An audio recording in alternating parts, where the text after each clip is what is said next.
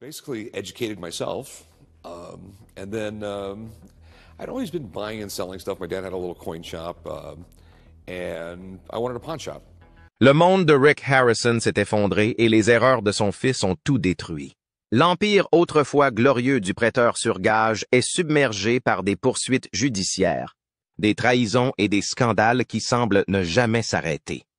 Les querelles familiales se sont transformées en batailles judiciaires. Des experts de confiance ont été démasqués comme étant des fraudeurs. Et même le magasin lui-même peine à se maintenir à flot. Restez à l'écoute, car le coup de grâce est imminent. Et c'est pire que tout ce que l'on aurait pu imaginer. Construit pour durer ou voué à l'échec. Le magasin de prêt sur gage d'or et d'argent de Las Vegas a commencé comme une simple entreprise dirigée par Richard Harrison, le vieux. Il était coriace. Il connaissait son métier. Et il faisait tourner les choses. Quand il est décédé en 2018, tout a changé. Rick, le fils qui a transformé le magasin familial en une émission de télévision à succès, a dû gérer l'entreprise sans la sagesse de son père. Il s'est avéré qu'il n'était pas aussi doué pour maintenir la famille unie qu'il ne l'était pour faire tourner les objets de collection rares.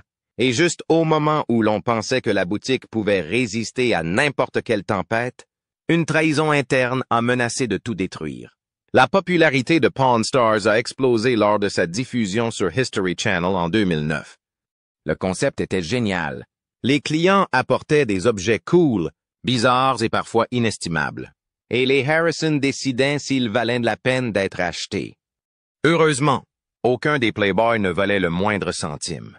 La plupart étaient en très mauvais état, et il n'y avait pas de prix dans le lot. Salut! Peaches s'en occupe. Merci d'être venu.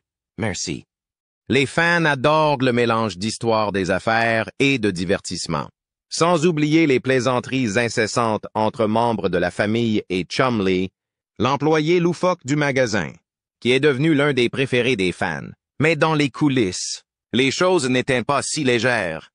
Tout d'abord, il y a eu le drame juridique avec la propre mère de Rick, Joanne Harrison. La querelle familiale a éclaté lorsqu'elle a accusé Rick de l'avoir trompé pour lui retirer sa participation dans l'entreprise. Elle a affirmé qu'après s'être réveillé d'un coma au début des années 2000, Rick lui avait fait signer la cession de sa part de 51% du magasin de prêt sur gage, ce qu'elle a regretté par la suite. À la mort de Richard Harrison, Joanne était censée hériter de sa part de 49%. Mais Rick ne lui a pas remis les documents. Apparemment, elle n'a même pas pu obtenir un décompte correct de plus de 500 000 $ en espèces et en argent. La situation a tellement dégénéré que Joanne a poursuivi son propre fils pour obtenir une part équitable dans une ordonnance restrictive visant à l'empêcher de vendre ses actifs. Rick a répliqué en disant que sa mère était manipulée par des influences extérieures, des poursuites judiciaires, des accusations en tous sens. Ce n'était pas seulement un drame familial, c'était de la guerre. Et juste au moment où les choses ne pouvaient pas être pires, l'entreprise elle-même a commencé à couler. En raison de la pandémie de COVID-19, les bénéfices des prêteurs sur gage ont chuté. L'endroit qui rapportait plus d'1 million de dollars par an a à peine gagné 37 000 $ en 2020. Mais même ce revers financier n'était rien comparé aux catastrophes personnelles des personnes impliquées dans l'émission. Parlons de Chumlee. Pendant des années, il a joué le rôle du comique de service, le gars pas très malin qui réussissait à garder son boulot. Mais Horace Crown, c'était une autre histoire. En 2012, il a été filmé en train de se battre dans la rue. Puis, en 2016, la police a perquisitionné son domicile dans le cadre d'une enquête pour agression sexuelle. Ils ont trouvé de la méthamphétamine, de la marijuana, des armes non enregistrées et beaucoup d'ennuis. Les accusations d'agression sexuelle n'ont pas été retenues, mais les drogues et les armes illégales ont été retenues et il a été condamné à 30 000 $ plus 30 000 $ supplémentaires.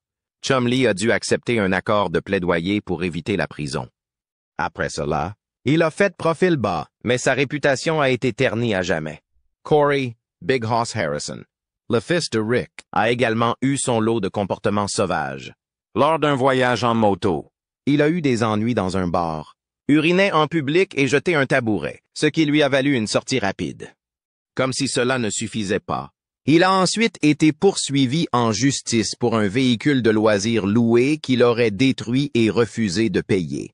Le propriétaire a affirmé que l'assistant de Corey avait trouvé des excuses et retardé la restitution du véhicule.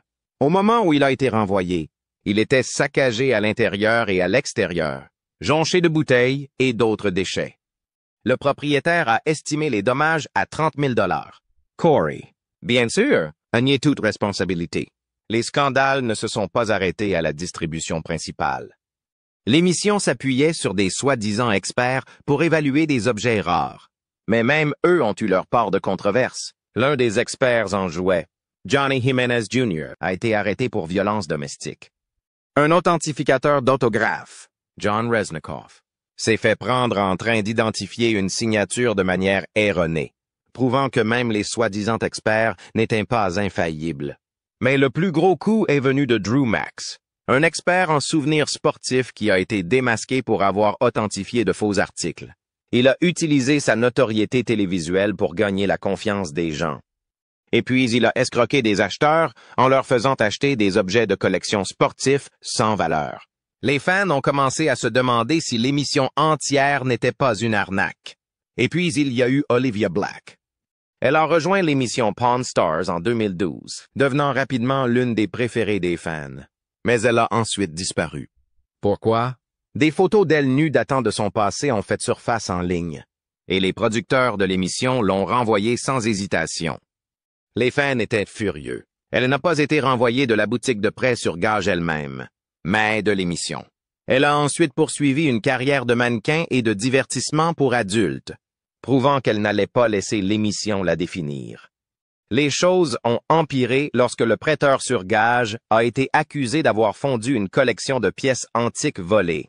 Un homme a affirmé que sa nièce avait volé sa collection de 50 000 $ et l'avait vendue à un prêteur sur gage d'or et d'argent. Il a fini par faire faillite en 1941. Et tout d'un coup, nous allons nous installer au pays de Cocagne. Nous allons déménager à Las Vegas. Mais lorsqu'il a essayé de récupérer les pièces, elles avaient disparu. Le magasin a affirmé qu'il ne pouvait pas identifier les pièces et qu'il les avait probablement fondues, laissant l'homme sans rien. Même les entreprises commerciales de Rick en dehors du prêteur sur gage ont échoué. Il a essayé de lancer Pawn Plaza, un centre commercial avec des magasins et des restaurants, en espérant que ce serait un succès, en raison de la renommée de l'émission. Ça a été un fiasco. Les commerçants ont accusé Rick de ne pas avoir fait la promotion de l'endroit, et de nombreuses entreprises ont fermé. Des poursuites judiciaires ont suivi, et Pawn Plaza est devenu une autre expérience ratée. Au fil des ans, Pawn Stars a perdu de son authenticité. Les fans ont commencé à remarquer à quel point tout semblait scénarisé. Le plaisir spontané avait disparu. Au lieu de voir de vrais clients entrer avec des objets intéressants, l'émission a commencé à tout mettre en scène. Les disputes entre les acteurs semblaient fausses. Et le tout s'est transformé en feuilleton familial. L'émission qui, à une époque, éduquait les téléspectateurs sur l'histoire et les antiquités, s'était transformée en un désordre de télé-réalité. Au moment où la 21e saison a été diffusée, la magie avait disparu. Les audiences sont chutées, les scandales se sont accumulés. Et ce qui était autrefois une vision fraîche et amusante de la culture des prêteurs sur gage est devenu une émission de télé-réalité de plus noyée dans la controverse. Mais alors qu'il semblait que le magasin avait tout vu, une découverte inattendue allait remettre en question tout ce qu'il pensait savoir sur les objets de collection rares. Unvelo, Unbonus, N-Or. Chumlee était en train de faire des courses ennuyeuses pour le magasin quand quelque chose l'arrêta net. Il était là, dressé dans une allée comme un prix brillant, le Spacelander. Chumlee s'y connaissait un peu en moto, et celle-ci, c'était un vrai bijou. Il n'en avait vu qu'une en photo.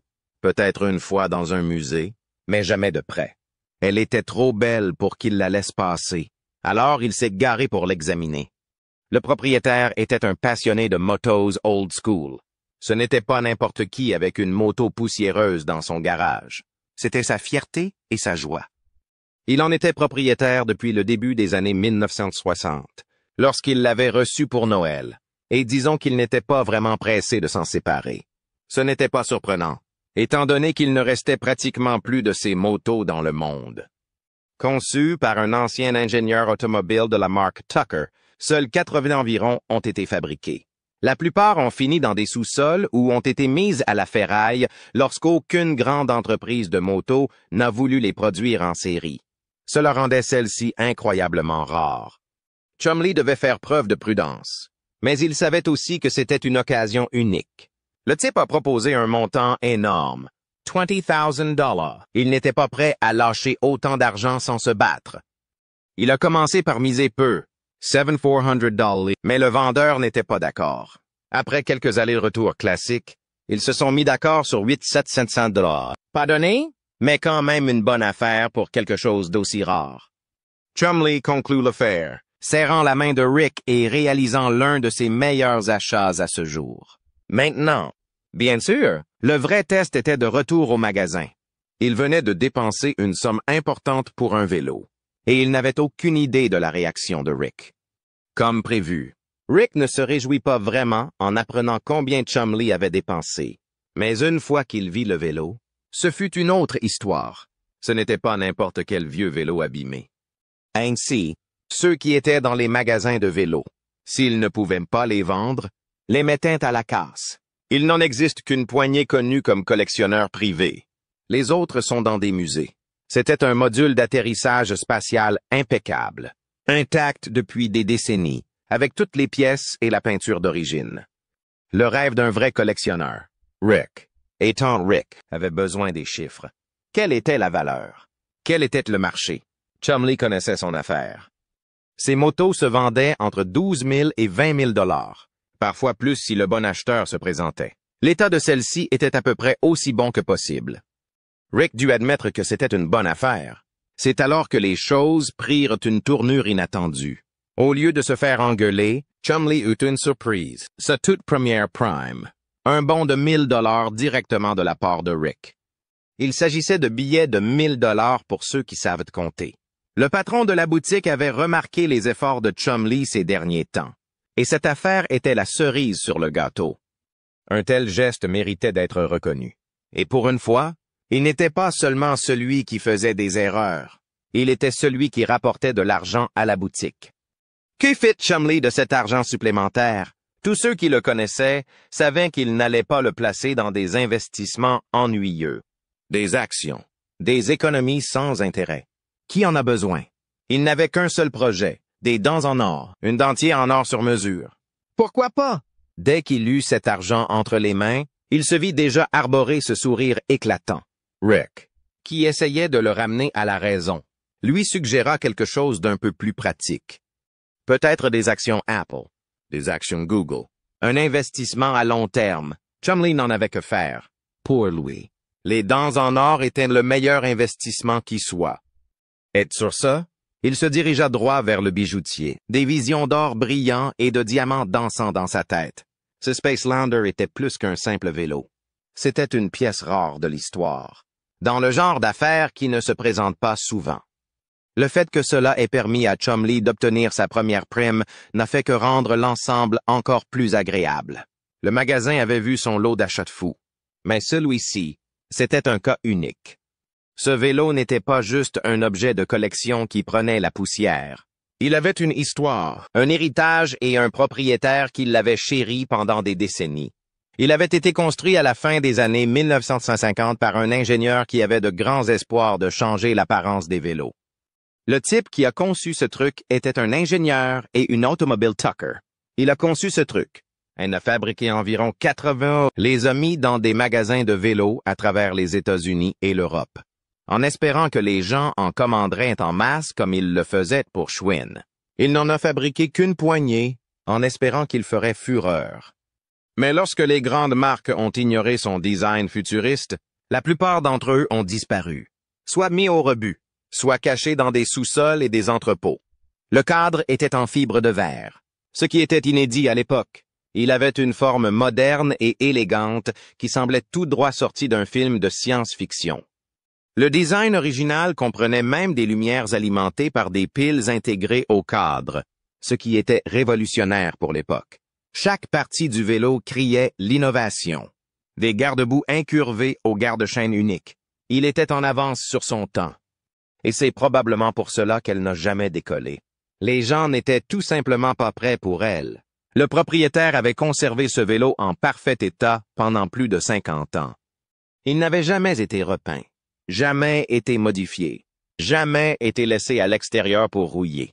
C'était le genre de pièce que les musées se disputeraient. Et pourtant, il était resté dans un garage pendant tout ce temps, attendant que la bonne personne vienne l'apprécier à sa juste valeur. Le fils savait que l'enjeu était de taille.